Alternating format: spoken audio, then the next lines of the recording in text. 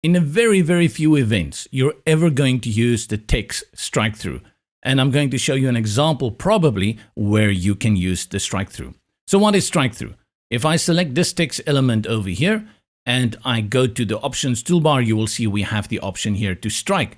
And as I select it, it will apply it only to this part of the text element because we have an enter, a return on these lines. And every time you do that within the Brizy builder, you effectively create a new text element within the text element. If you only want to apply this strike to a certain part of this, you need to select it. I'll click on it again. I'll go and select it and then select strike-through. And now you've applied it to only a certain part of that sentence. Now, those rare case scenarios that I've talked about where you're probably going to use it is where you have a price discount and you really want to show people that this price is not valid anymore and that there's a new price.